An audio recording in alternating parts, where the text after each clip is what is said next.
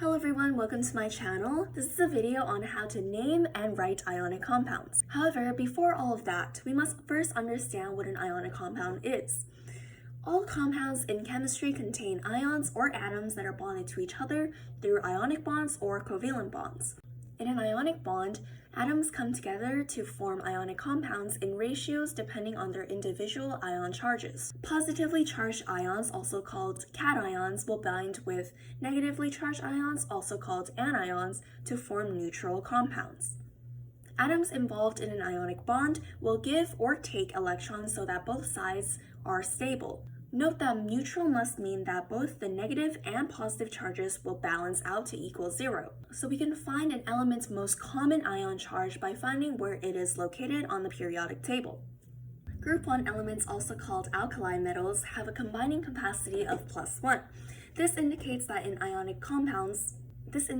when involved in ionic compounds, these metals tend to lose one electron so it becomes stable or has the same electron configuration as its nearest noble gas. Group 2 elements, also called alkaline earth metals, have a combining capacity. This indicates that in ionic bonds, these metals tend to lose 2 electrons with the same reasons as previously mentioned. Now skipping ahead, group 13 elements have a combining capacity of +3. This indicates that in ionic bonds, these elements tend to lose 3 electrons. Though this is usually true, there is one small exception. Boron and some other elements do not readily form ions. Instead, boron prefers to form covalent compounds. Group 14 elements do not usually form ions or get into an ionic bond. However, if they do, their combining capacity is either +4 or -4. This is especially true for silicon and carbon. Similarly to boron, they also prefer to form covalent bonds. Group 15 elements have a combining capacity of -3. Group 16 elements have a combining capacity of -2. Be careful though, because when oxygen forms peroxides like H2O2, which is hydrogen peroxide, its combining capacity is actually -1. Group 17 elements, also called the halogens, have the combining capacity of -1 in binary compounds. Binary compounds are compounds that only contain atoms of 2 different elements and not any more. Group 18 elements, also called the noble gases, do not form ions. This is due to their full valence shells. The valence shells of all noble gases contain 8 electrons, satisfying the octet rule. Now notice that groups 3 to 12, or the transition metals, do not follow a simple pattern as to what was shown for the other groups. Many transition metals have the ability to form more than one positive ion. They are multivalent elements. Now that we have a brief understanding of the general common ion charges of each group of elements, we can start by writing out an example. Now let's say we're trying to write the chemical formula for an ionic compound containing sodium and chlorine, which is commonly known as just regular table salt. So first we need to determine the ion charges of each of the elements contained in the compound. You recall that a sodium ion has a charge of +1 and a chloride ion has a charge of -1. Make sure to write the cation or the positive ion first, followed by the anion, which is the negative ion. After we have everything we need written down, we can use the swap and drop method. Basically, we swap the 2 charges and drop them down so they are then subscripts. So let me show you what to do. Actually, in this example, I'm probably going to write the 1+ and 1- so that it's easier to tell what's happening. So we're going to swap these charged numbers. Now, because they both have an absolute value of 1, it's kind of harder to see. So the charge of the chloride ion goes onto the sodium, and the charge of the sodium ion goes onto the chlorine. And after that step, you will notice that it looks exactly the same because they both have an absolute value of 1 once again. However, now we can remove the charges, so we don't need to write the plus or minus.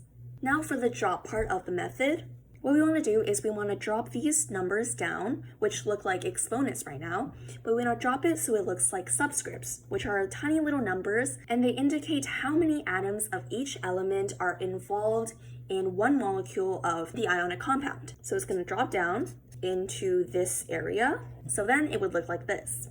And because this compound between these 2 elements only contain 1 of each atom, as we can see, we can eliminate the subscripts. Though make sure that you don't do this for all compounds because this is not the case for more complex ionic compounds.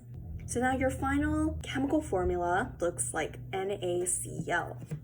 So before moving on, let's just make sure that the compound is neutral. We can do this by writing down the quantity of each ion multiplied by its charge and make the expression equivalent to 0.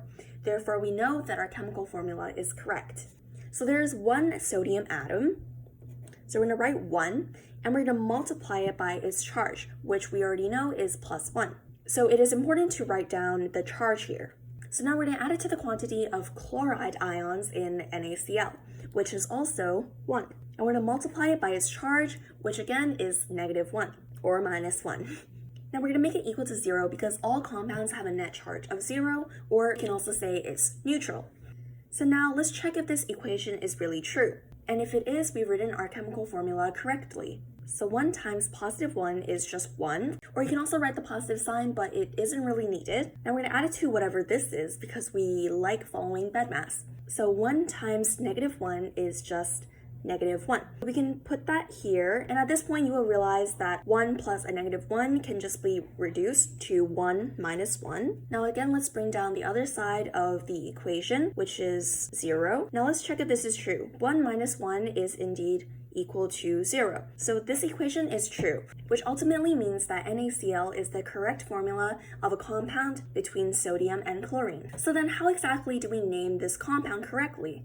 The naming systems for covalent and ionic compounds are a bit different from each other, but luckily the ionic system is easier in my opinion. To name any ionic compound, we must first write down the regular name of the first element, which is the cation. So let's write down the chemical name of Na, which is just sodium. Now we do not have to change anything about the first element in the compound. When naming the second element in an ionic compound, we must remove its original suffix. So I'm just going to write the original name with nothing done to it up here, which is chlorine. Then, which is true for all ionic compounds, we must remove its original suffix and replace it with IDE. So after we've done these steps, we now know how to name and write ionic compounds. And our final name for the compound NaCl is sodium chloride. Thank you so much for watching, and just remember that I'm not perfect, I'm still a learning student, so I would like to know if I've done anything wrong or could do anything better.